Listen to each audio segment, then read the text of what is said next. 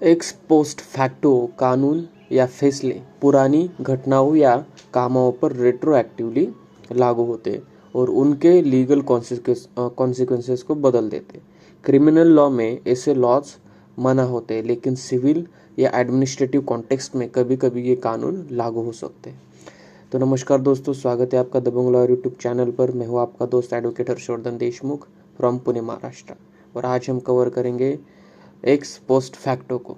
देखेंगे इसका meaning, explanation with examples. तो एक्स पोस्ट फैक्टो एक लैटिन टर्म है जिसका मतलब होता है बाद में होने वाला या बाद के घटना के बाद, आफ्टर द फैक्ट और रेट्रोएक्टिवली। ठीक है, बाद में होने वाला या बाद के घटना के बाद।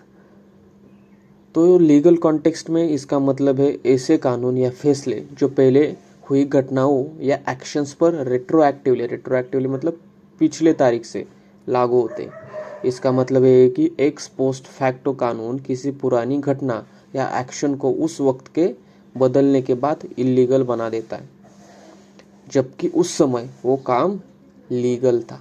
ठीक है, तो एक्स पोस्ट फैक्टो लॉ पिछले कामों या घटनाओं पर लागू होते हैं और उनके लीगल स्टेटस या कॉन्सिक्वेंसेस को बदल देते हैं।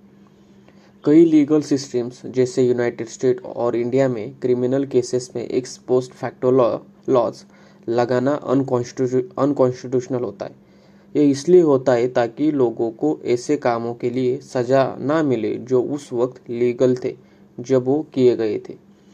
एक्स पोस्ट फैक्टो का प्रिंसिपल सिविल लॉ में जनरली एप्लीकेबल नहीं होता। सरकारें कभी कभी नए रूल्स या पॉलिसीज को रेट्रो एक्टिवली सिविल मैटर्स जैसे टैक्सेस या एडमिनिस्ट्रेटिव डिसीजंस में लागू कर देती है।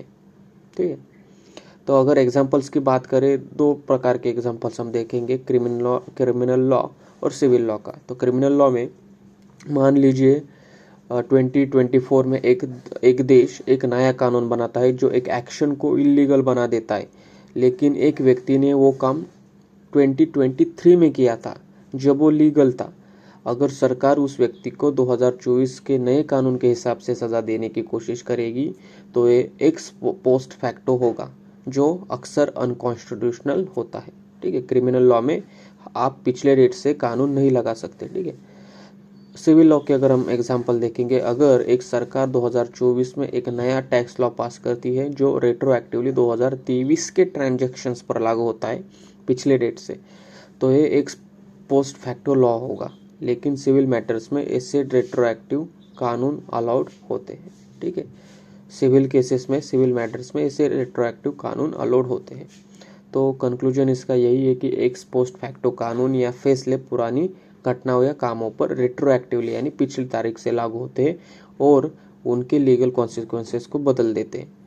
क्रिमिनल लॉ में ऐसे लॉज मना होते हैं, लेकिन सिविल या एडमिनिस्ट्रेटिव कॉन्टेक्स्ट में कभी कभी ये कानून लागू हो सकते हैं। तो आई होप वीडियो आपको पसंद आया हो, मैगजीन का मतलब आपको समझ में आया हो, एक्सप्लेनेशन समझ में आई हो।